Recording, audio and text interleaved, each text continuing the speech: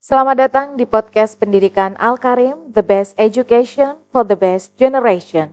Assalamualaikum warahmatullahi wabarakatuh. Sahabat SA dimanapun teman-teman berada, selamat datang di podcast Pendidikan Al-Karim, the best education for the best generation. Hari ini kita kedatangan seorang tamu yang insya Allah spesial sekali dengan bahasan yang sangat menarik. Dan juga beliau merupakan wali murid dari Sekolah Alam Al-Karim Lampung. Siapakah beliau? Kita langsung saja sapa. Assalamualaikum warahmatullahi wabarakatuh, Bunda. Waalaikumsalam warahmatullahi wabarakatuh, Umi Okti. Ya, Masya Allah. Pertama, Umi Okti mau ngucapin terima kasih karena Bunda sudah menyempatkan waktunya. Umi tahu Bunda insya Allah banyak sekali kegiatan, tapi menyempatkan waktunya untuk hadir di podcast pendidikan di Sekolah Alam Al-Karim ya, Bun. Iya. Ya. Sama-sama, Mi. Saya juga terima kasih sekali karena diberi kepercayaan untuk sharing di sini tentang bagaimana perkembangan anak-anak didik kita ya. Oke, terima kasih. Dan gimana kabarnya Bunda hari ini? Alhamdulillah wa syukurillah. Semoga kita semua diberikan kesehatan ya, sama Amin. Perlindungan Allah selalu. Amin ya robbal alamin. Oke. Bunda, tadi kan Umi Okti sudah sebutkan bahwa di sini Bunda adalah salah satu wali murid ya, wali murid dari Sekolah Alam Al-Karim. Dan Umi Okti kalau boleh minta nih untuk disebutkan Bunda namanya siapa, terus wali murid dari Ananda siapa, dan sekarang pekerjaannya itu atau aktivitasnya itu sebagai apa? Oke. Ya. Silakan Bunda. Ya. Nama saya Cahyaningsih Fibri Rohmani. Agak panjang memang, tapi mungkin di luar pada kenal saya Cahya. Bunda Cahya Ya. Oh, Masya Allah. Anak saya namanya Arkan An-Nur Sidik. Arkan. Anak kelas 5 SD Alam Al-Karim, tepatnya di kelas 5 Hamzah. Kalau sehari-hari saya ya, kalau saya tiap nulis kurikulum vitae, saya ibu rumah tangga sepanjang masa. Itu memang mungkin harusnya cita-cita semua bunda ya, yang memang itu jadi kewajiban dan fitrah. Tapi selain jadi bunda, saya juga sebagai dokter, tepatnya psikiater.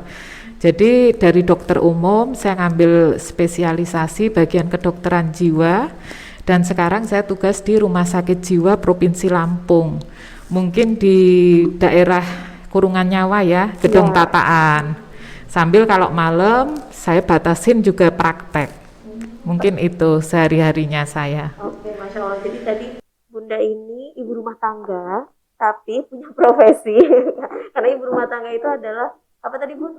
Profesi sepanjang masa. Masya Allah. Jadi keren banget ya. Jadi profesi sampingannya Malah dokter kalau malah saya. seorang dokter.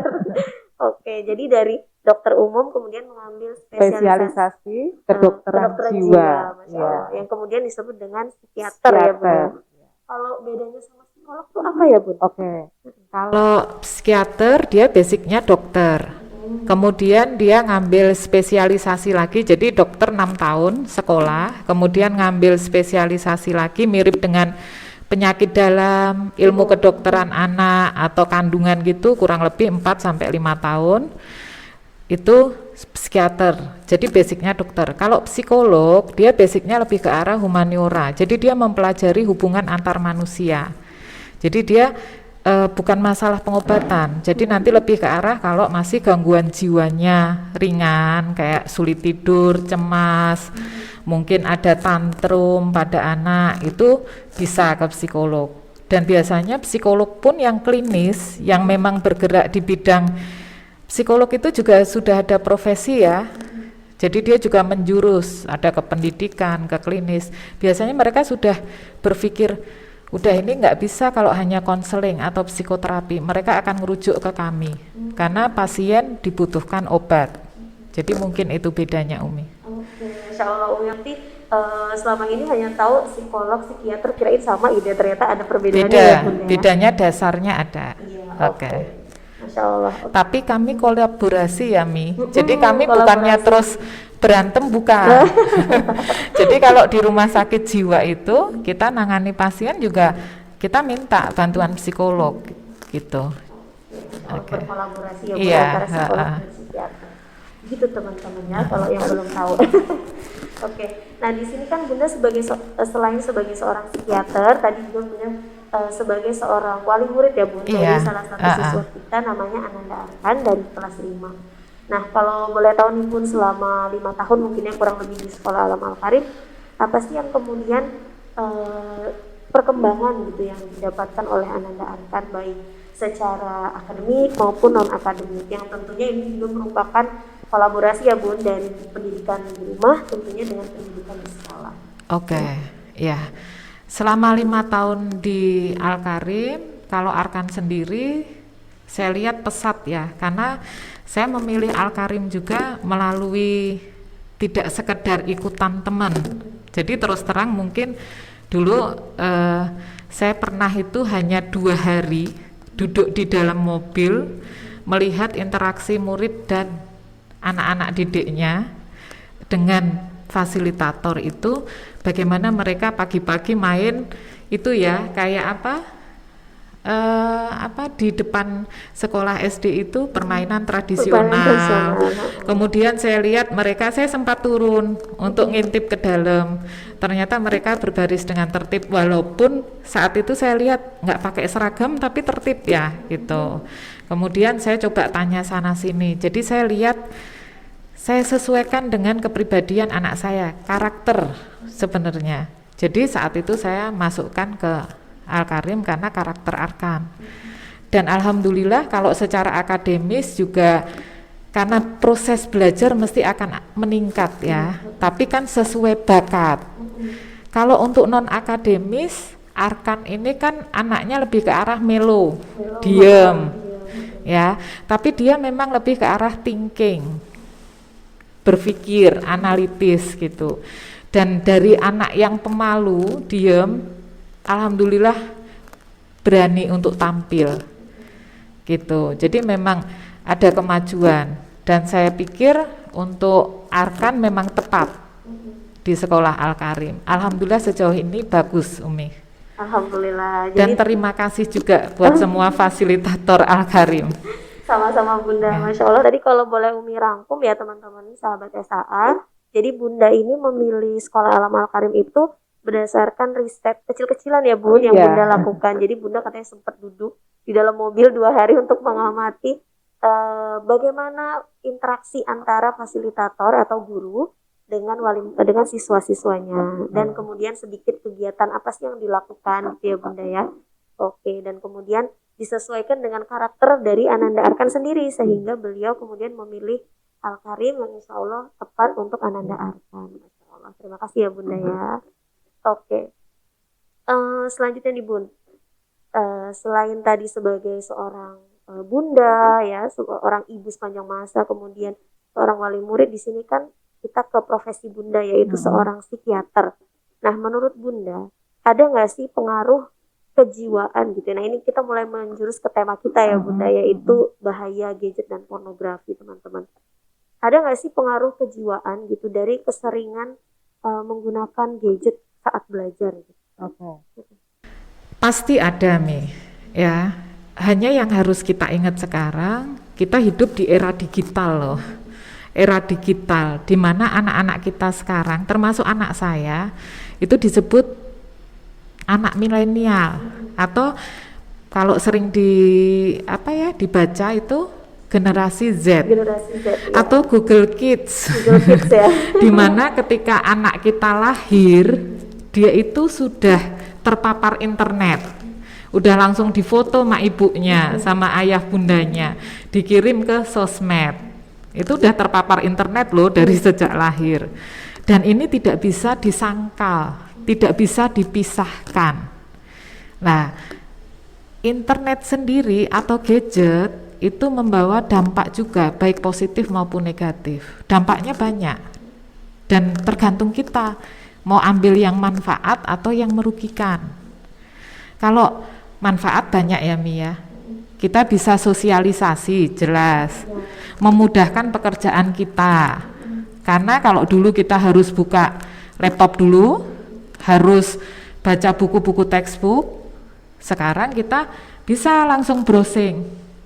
Istilah saya sih lebih ke arah kalau sama mahasiswa Mbah Google. Mbak Google ya. Ya, Mbah Google. Jadi serba tahu semua yang kita butuhkan. Kemudian apa? Untuk masa daring sekarang ini mau nggak mau lewat internet, otomatis anak akan kenalan dengan gadget. Nah, sekarang dampak negatifnya sebenarnya tidak hanya di kejiwaan loh Imi. Jadi dampak negatif gadget itu sebenarnya bisa dibagi di 3. Kalau saya bagi secara garis besar. Yang pertama fisik.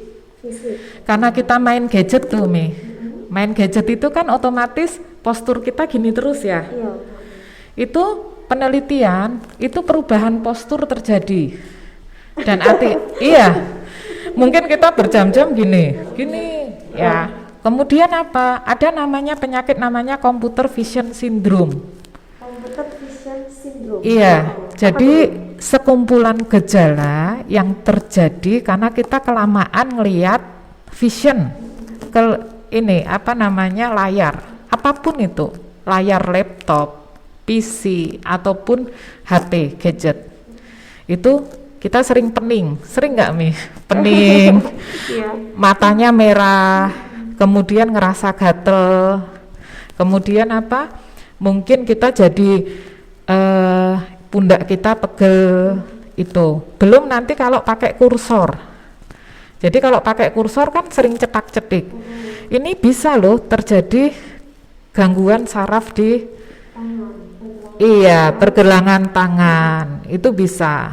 Kemudian apa? Jelas karena main gadget otomatis apa Mi? Obesitas. Anak-anak kan jadi nggak kesana kemari, apalagi sambil ngemil. Kemudian apa? Mata jadi rabun. Sampai saya pernah baca itu penelitian muka kita, kulit kita itu jadi mengkerut ke bawah karena ngelihatnya ke bawah sampai begitu. Jadi ke proses kulit juga ada. Dan banyak hal, radiasi, gangguan tidur. Walaupun penelitian radiasi dari HP itu termasuk yang minimal ya, yang ringan. Tapi kalau jangkanya lama, mau nggak mau akan menimbulkan gangguan juga di otak kita. Itu radiasi, itu di fisik, masih banyak sebenarnya Mi. Yang kedua, gangguan kejiwaan.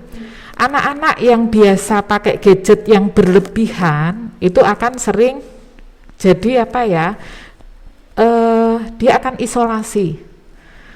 Perhatian ke sekitarnya akan berkurang. Dia cuek. Akhirnya apa? Empatinya pada lingkungan sosial juga kurang. Masa bodoh. Belum nanti kalau dia sudah mulai kecanduan, tahap kecanduan. Ada beberapa kriteria kita bisa bilang anak ini masuk di kecanduan atau belum. Nah, itu bisa jadi tantrum. Marah ketika gadgetnya kita ambil. Bisa sampai apa? Depresi, bisa cemas.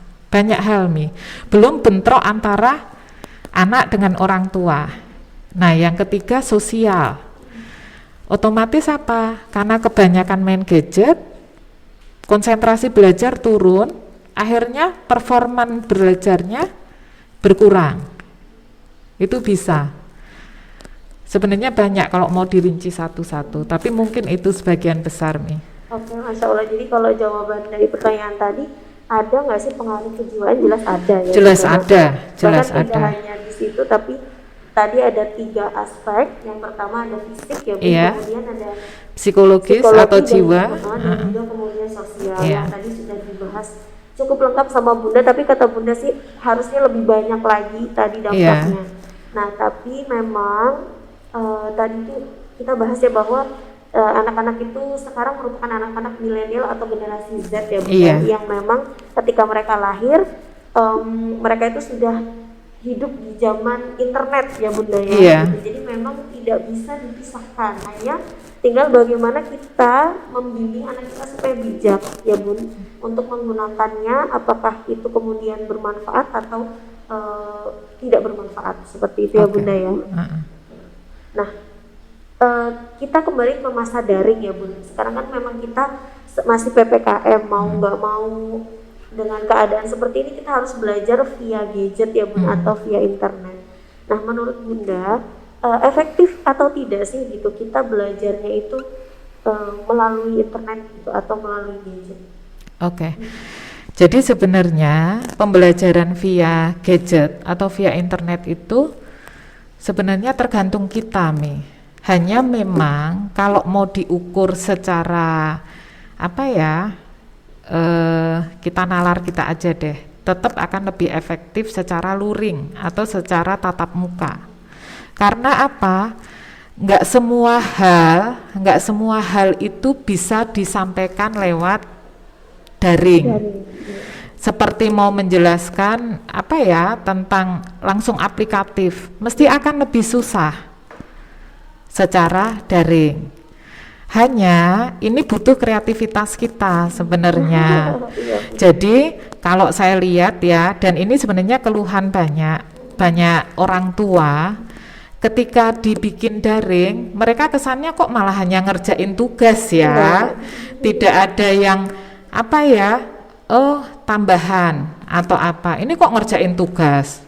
Makanya muncul yang ini ibunya jadi stres karena ibunya jadi harus belajar materi matematika SD yang mungkin selama ini udah lewat berpuluh-puluh tahun ya Bu, berpuluh-puluh tahun, dan mungkin kan sekarang perkembangan kurikulum kan pesat sekali ya Mi ya. Betul. Oke, itu. Jadi sebenarnya tergantung kita mau efektif apa enggak dengan segala keterbatasan ya. Kalau menurut saya sih dengan adanya internet kita malah sebenarnya bisa ngajarin anak untuk mengakses bahan-bahan lewat internet. Jadi kayak kita kasih tugas deh, apa ya, oke anak-anak bikin clipping, kan itu Arkan berapa kali bikin clipping ya, boleh kok Bun, Uminya boleh kok Bun lewat daringnya buka di internet. Jadi Arkan saya suruh buka itu lewat internet, kemudian apa, di print, kemudian dipotong untuk bikin clippingnya. Jadi sebenarnya tergantung bagaimana pemanfaatannya. Tapi kalau mau ditanyain efektif apa enggak, ya lebih efektif tatap muka gitu. Oke, ya. Jadi kalau efektif atau tidak tentu lebih efektif tatap muka ya Bu. Tapi bagaimana kemudian meskipun secara daring kita itu bisa membuatnya menjadi sesuatu yang lebih apa ya, menarik dan bisa dimanfaatkan sebenarnya untuk anak-anak seperti tadi Ananda Arkan membuat clippingnya bisa bisa apa ya, mencari sumbernya dari internet seperti itu ya Bunda ya. Oke. Nah, kita sekarang kembali ke tema nih Bun, tentang bahaya gadget dan juga pornografi. Sebenarnya seberapa bahaya sih gitu kecanduan gadget dan pornografi itu? Oke. Sebenarnya kalau masalah gadget sama pornografi Mi ya, ini kalau kami sendiri di Jiwa, kami itu membagi dua. Yang pertama tuh kecanduan gadget secara general, jadi secara umum. Ini tidak melihat konten, tidak melihat aplikasi. Iya, jadi kita lihat gadget secara keseluruhan. Di situ ada sosmed, ada game, ada pornografi. Nah, yang kedua kita bagi sebagai spesifik. Nah, pornografi masuk ke arah spesifik. Jadi kalau spesifik itu pornografi addiction, kemudian gaming, game online, sampai ada yang sampai judi loh. Itu ada beberapa pasien. Jadi sebenarnya kalau mau disebut bahaya apa enggak, sebenarnya semuanya bahaya. Hanya kerusakan di otak yang ditimbulkan itu ya lebih bahaya yang pornografi. Jadi sebenarnya kalau mau disebut adiksi, mungkin saya terangin adiksi dulu ya Mi ya. Boleh. Ya. Jadi kalau disebut adiksi itu adalah suatu gangguan berupa ketergantungan baik secara fisik ataupun mental terhadap sesuatu. Dan ini menimbulkan hambatan atau apa ya, gangguan pada fungsi sehari-hari. Nah, kalau di sini gangguannya ya karena kecanduan internet maupun yang spesifik tadi. Nah, cirinya bisa dimaksudkan ke adiksi itu kalau yang pertama namanya preokupasi Mi. Jadi seseorang itu jadi terfikir terus-menerus ke arah gadgetnya. Harus pakai gadget. ditinggal, bawa. harus bawa. Mungkin Umi pernah dengar namanya nomofobia nggak? Nomofobia. Baru kali ini sebenarnya. Nomofobia itu singkatan nih. No mobile phobia. Jadi ketakutan nggak pegang HP, mobile. Jadi HP-nya nggak ada, udah dicariin di mana ya HP-ku tadi ya. Jadi dia pikirannya ke HP terus. Itu preokupasi istilah kami, terpaku pada pikiran satu. Yang kedua, adanya withdrawal atau putus. Jadi ketika anak atau seseorang dijauhkan dari HP-nya, gadgetnya, dia jadi cemas, jadi sedih, jadi gangguan perilaku, marah, emosi. Yang ketiga, toleransi nih. Jadi toleransi itu biasanya dalam sehari dia cukup sejam, besoknya naik 1/4 jam, nanti lama-lama 2 jam, lama-lama menguasai. Jadi penambahan waktu untuk memakai gadget. Yang keempat, pasien atau yang bersangkutan ini dia akan berbohong nih. Berbohong dalam arti apa ya? Kita tanyain, tadi adik pakai apa enggak ya? Enggak padahal kita tahu ini pakai. Gitu. Jadi dia akan melakukan pembohongan, manipulasi. Kemudian yang kelima, seseorang ini dia gagal loh untuk menghentikan dorongan memakai, gagal untuk berhenti. Dia udah nyoba tapi gagal, itu udah masuk adiksi. Kemudian yang keenam, seseorang itu dia merasa untuk ngurangin perasaan dia yang sedih, cemas, untuk perasaan negatif, dia harus lari ke gadget. Kemudian yang ketujuh, dia tahu tuh udah timbul masalah dengan dia pakai gadget, nilainya turun, pekerjaan sekolah nggak dikerjain, tapi dia tetap pakai, nggak bisa menghentikan. Kemudian apa? Sudah timbul itu tadi penurunan fungsi belajar, hambatan dengan orang tua, itu sudah mulai nampak. Nah itu yang disebut adiksi.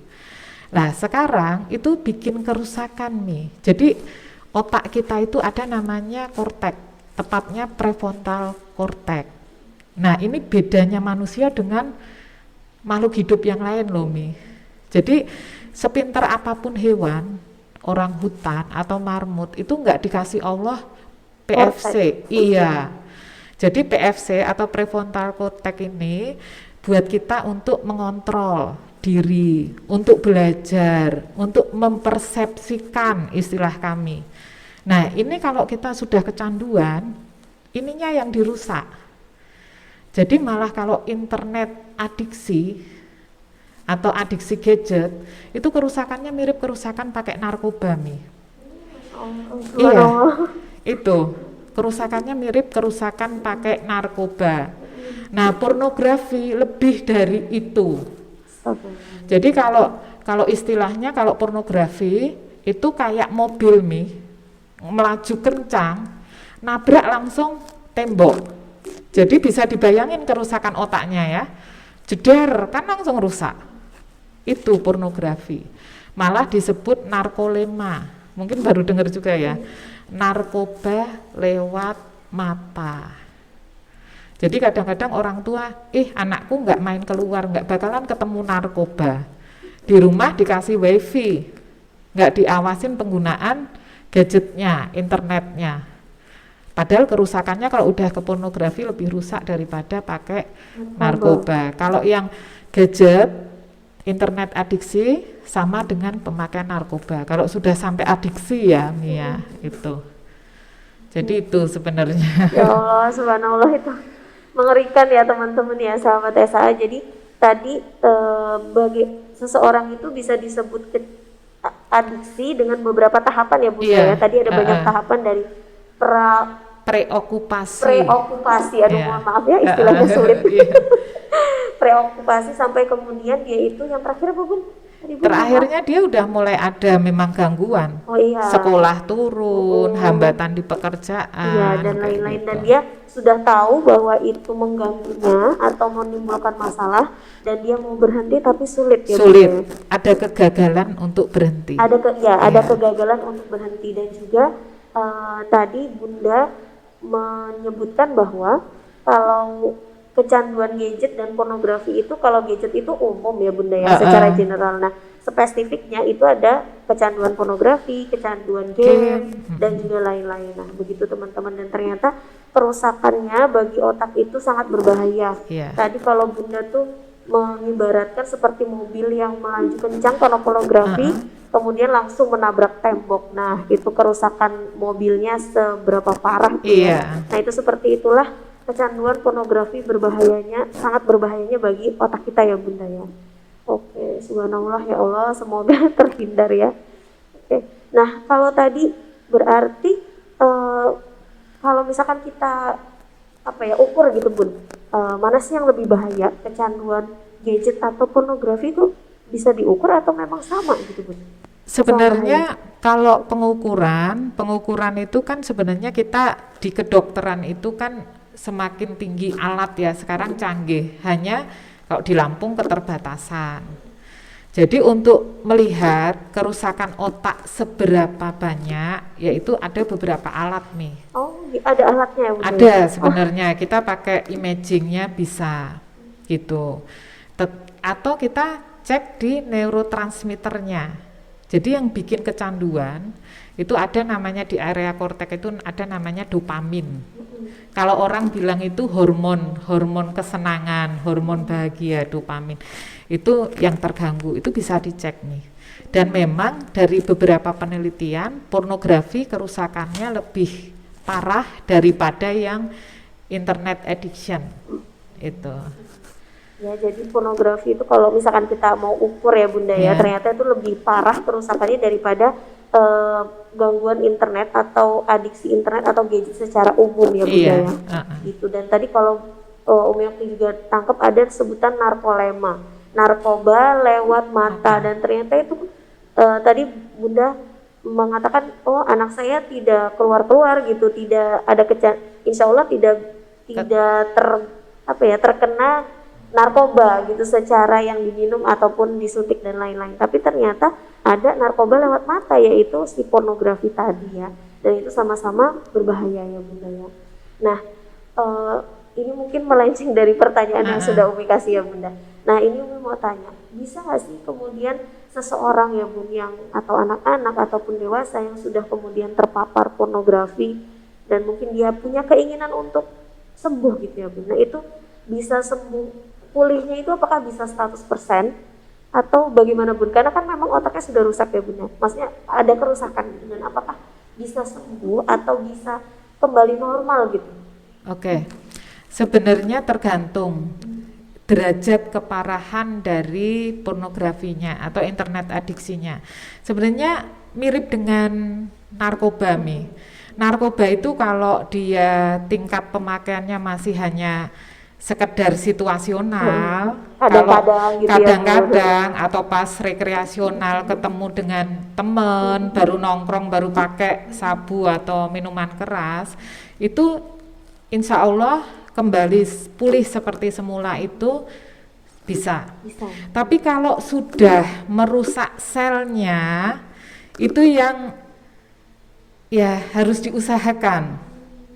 Nah, ngobatinnya ini harus bareng nih semua. Jadi istilahnya kalau kami di jiwa itu harus biopsikososial. Biopsikososial. Iya, biologinya apa? Bisa lewat obat. Jadi pada orang yang adiksi, dia akan temperamen nih. Dijauhin HP-nya, dia akan marah. Akan depresi bisa, akan tantrum kalau pada anak-anak. Jadi dia berontak. Bisa sampai mukul ya. Itu sampai harus dikendalikan karena tadi sistem dopamin, tadi yang saya bilang hormon bahagia, itu harus kita stabilkan dulu. Itulah obat masuk.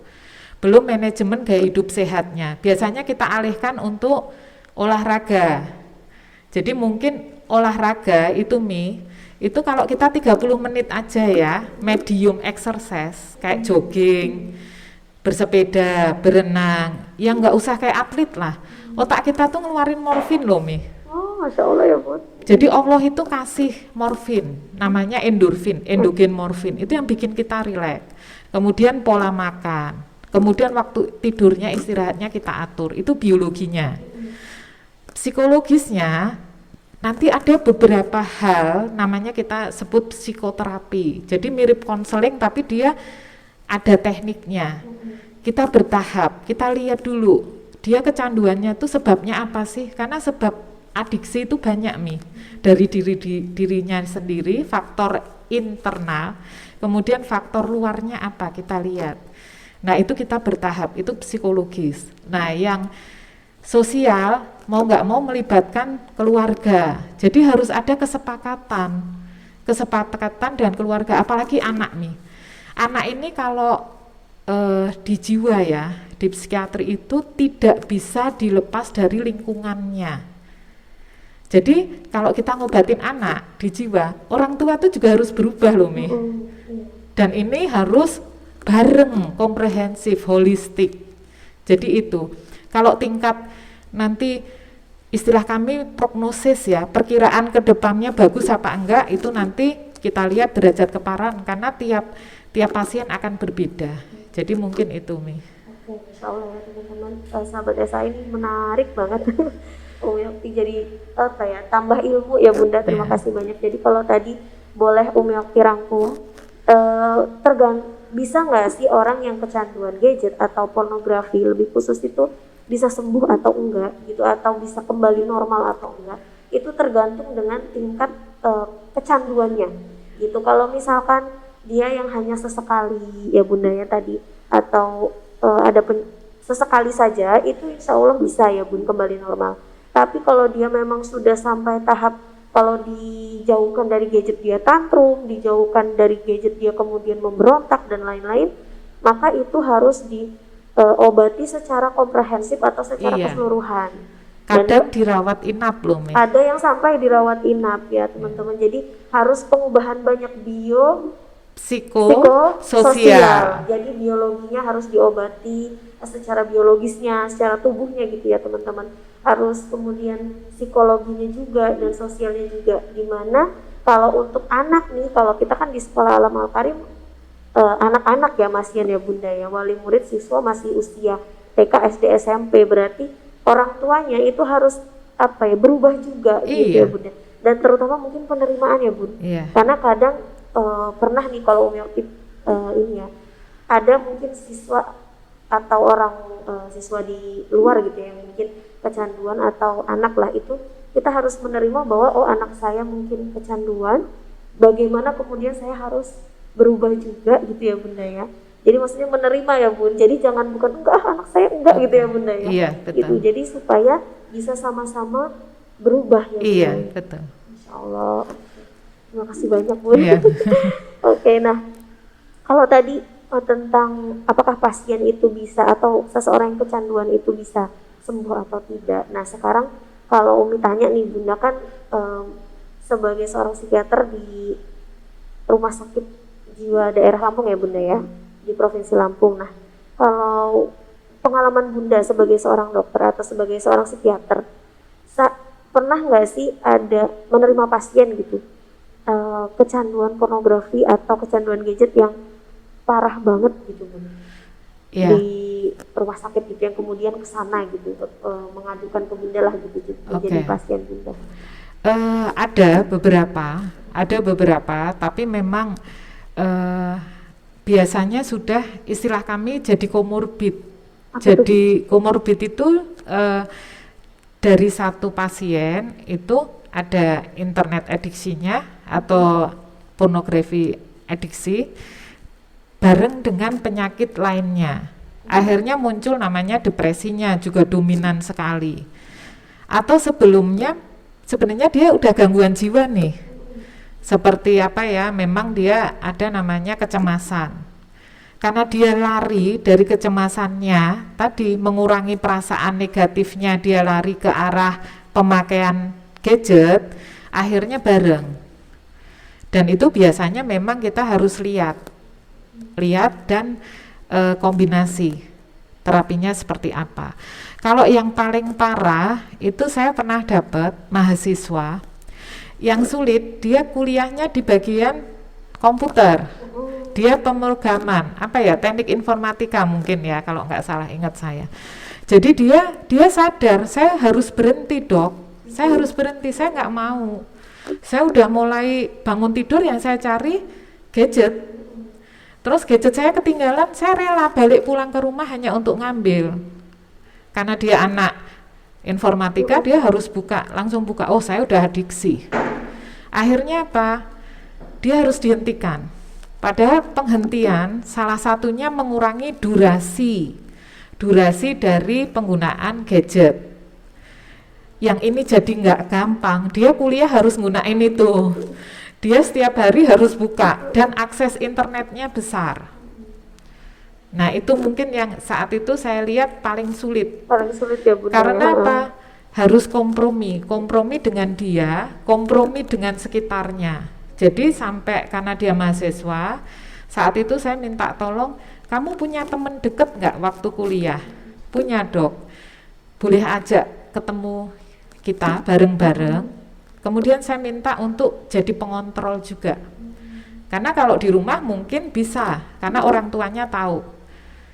Dan ini mahasiswa, bukan anak-anak yang bisa kita ajak obrol dengan yang ini harus kita perlakukan kan beda kalau mahasiswa. Jadi mungkin itu saat itu yang saya ingat harus melibatkan banyak orang. Nah kalau yang sampai misalkan kalau Umi Okti pernah lihat di ini ya Bunda ya, berita-berita, nggak tahu sih ini hoax atau bukan ya Bunda. Jadi kadang tuh kecanduan gadget sampai apa gitu, sampai kemudian dia misalkan apa ya, jadi mohon maaf agak gila atau bagaimana gitu. Pernah nggak Bunda yang sampai kayak gitu? Kalau saya belum ketemu ya. Kalau di sini belum ada ya Bunda ya. Tapi secara teori dan secara penelitian jurnal bisa sampai gangguan jiwa berat. Karena dia kan mungkin karena adiksi pornografinya udah sampai merusak sel-sel di otak dia sedemikian parah. Kemudian mungkin sudah ada, kan kita hidup tidak hanya untuk, kalau anak itu mungkin adiksinya udah di internet ya, tapi kan ada keluarga, mungkin keluarganya jadi reject, jadi menolak tadi yang tidak lapang. Akhirnya kan dia stresornya numpuk, akhirnya batas toleransi dia udah nggak kuat, bisa aja bisa sampai bunuh diri, mohon maaf.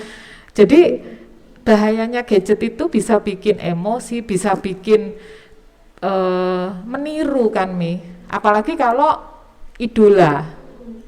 Pernah dengar ya, waktu salah satu K-popnya bunuh diri, kemudian banyak yang akhirnya ikut bunuh diri. Terus di Jepang pernah, itu karena apa? Ya itu tadi, kemudahan akses internet dan dia rasa untuk meniru, rasa untuk itu kan muncul.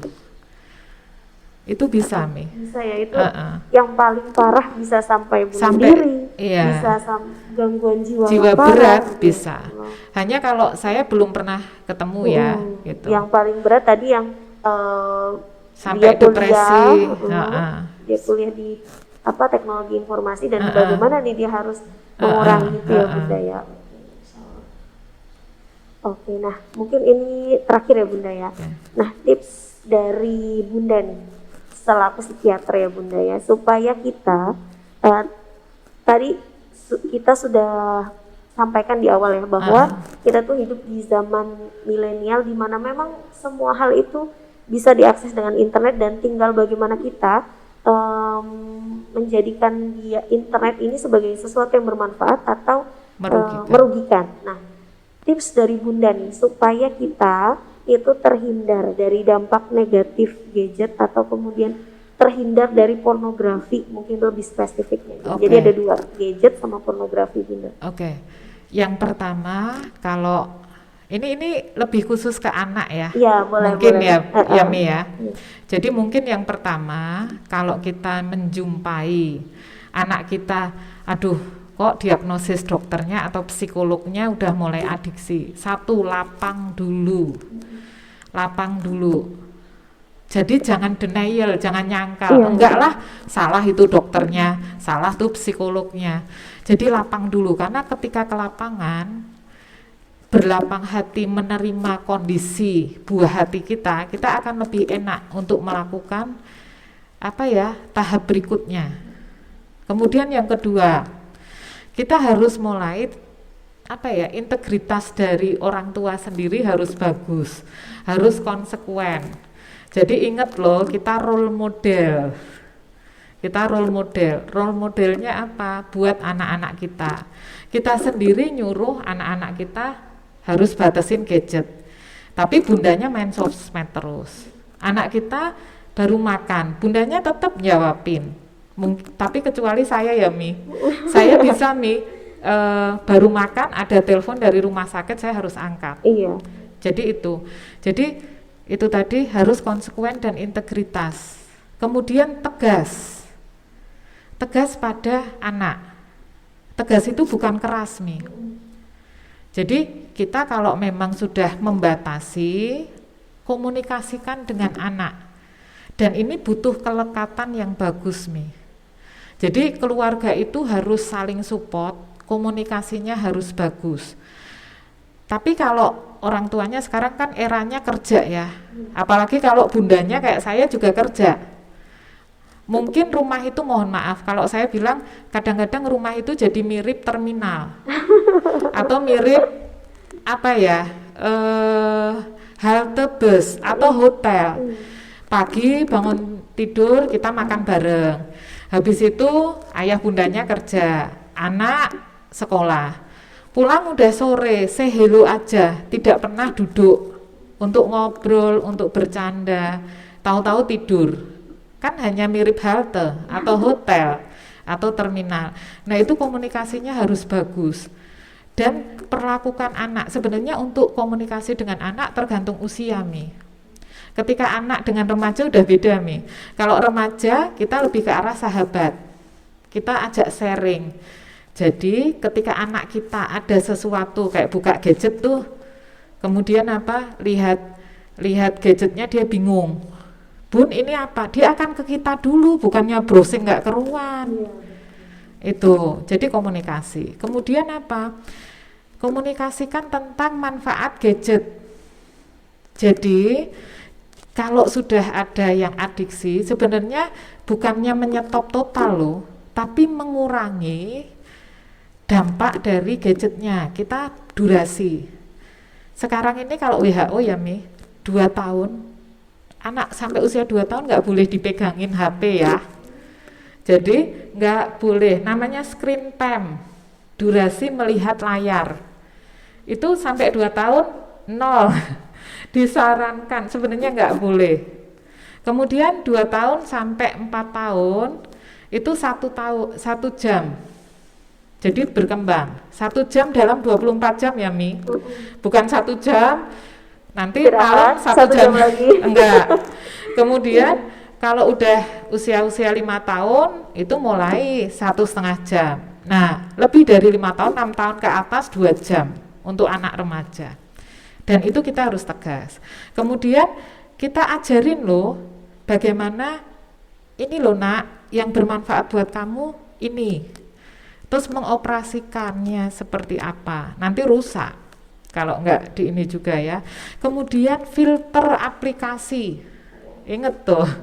Jadi kita jadi ayah bunda juga jangan gaptek. Kita harus tahu bagaimana ngecek ngelacak apa sih yang di stalking anak kita, dicari tahu anak kita. Kemudian filter, kan sekarang banyak itu aplikasi yang bisa difilter kan. Kemudian apa? Mulai alihkan ke hal-hal yang berbau outdoor, berbau yang lebih tidak duduk. Mungkin olahraga, ajak ke taman, atau melakukan, kita lihat bakat atau minatnya. Oh dia suka masak, ngapain sih nggak kita ajak ke dapur? Gitu. Oh dia suka, ibu nanem yuk, nanem gitu. Itu bisa. Gitu. Kemudian apa Mi? Mulai ajarin anak untuk mengambil keputusan. Dia harus mandiri juga, nggak bisa kita dampingin terus. Walaupun pada anak-anak tertentu harusnya mendampingi loh, nggak bisa enggak. Nonton TV aja didampingin, makanya kalau TV kan ada BO ya, bimbingan orang tua. Ada yang 13 plus, ya jangan ditonton. Kita lihat 13 plus, tapi anak kita ada di situ, ya kita yang ngalah. Jadi gitu. Kemudian apa? Mulailah mendoakan. Jadi mungkin ini yang ketakutan ya banyak pasien, dok berarti parenting saya salah ya. Kalau saya nggak gitu. Insya Allah Bu, kita itu dikasih fitrah sebagai orang tua, sama Allah itu udah dikasih. Kadang-kadang memang salah, tidak tepat sesuai ahli, tapi doa kita, kadang-kadang doa kita itu yang lebih dulu nyampe, yang membuat anak kita bagus.